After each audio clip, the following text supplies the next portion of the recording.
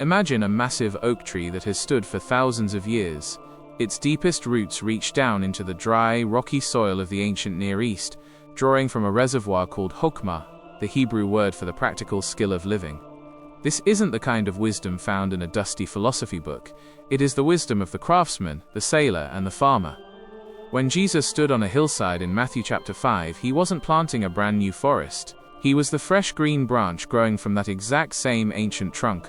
He explicitly told his listeners that he did not come to abolish the law or the prophets, but to fulfill them, much like a flower fulfills the potential of a seed. He didn't come to pull up the roots that had sustained his people for generations. He came to show that those roots were finally ready to bear their most significant fruit. To understand his words, we have to look at the soil they grew from, a tradition that believed a good life isn't just about following rules, but about mastering the art of being human. Consider the old street-smart observations found in the book of Proverbs, where a simple story about an ant or a lazy farmer carries a weight of truth about the universe. Jesus took this logic of the earth and breathed new life into it through his stories. When he told the crowd in Matthew chapter 7 about two men building houses, one choosing a solid rock and the other shifting sand, he was echoing an ancient architectural reality found in Proverbs chapter 10 verse 25, which notes that when the storm sweeps through, the wicked are gone, but the righteous stand firm forever. He wasn't just giving a lecture on geology, he was asking the listener to look at their own life and see where the cracks might appear when the storm inevitably hits. By using the common language of sowing seeds, baking bread, or managing a vineyard, he showed that the secrets of the divine are hidden in plain sight, tucked away in the everyday rhythms of the world around us. There is a major difference between following a set of rules and actually knowing how to live. Think of it like the difference between someone who can read a cookbook and a master chef who understands how flavors work together. In the Hebrew tradition, especially in books like Proverbs and Ecclesiastes, wisdom was about skill. It wasn't just about staying out of trouble, it was about knowing how to navigate a complex world with precision. When Jesus spoke in Matthew chapter 5, he pushed this idea even further. He told his listeners that it wasn't enough to just avoid the act of murder. One had to master the internal skill of managing anger. He was moving the focus from an external checklist to the internal character of the person. He taught that a truly skillful life is one where the heart and the actions match perfectly.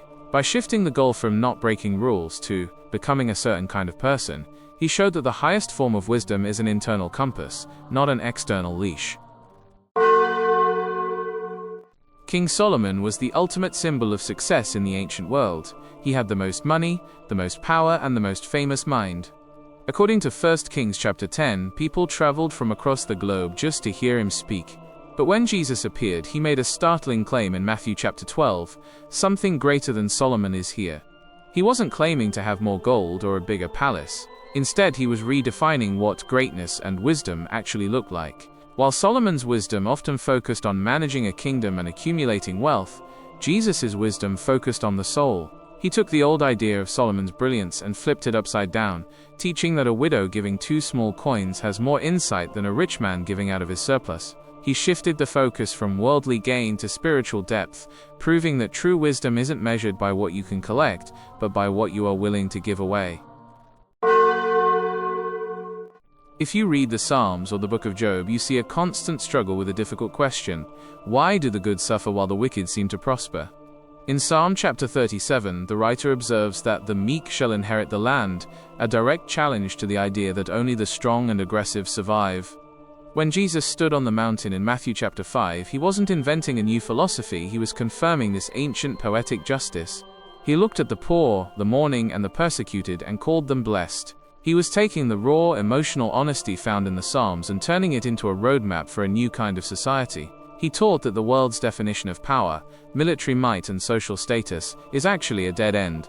By echoing the old wisdom that God is close to the brokenhearted, Jesus showed that true strength is found in resilience and trust, even when the immediate circumstances look like a failure. In the ancient Hebrew tradition, ethics weren't just good ideas, they were survival laws. If a community wasn't honest in its weights and measures, as warned in Proverbs chapter 11, the market would collapse and everyone would starve. If people didn't practice stewardship over their land, the soil would fail.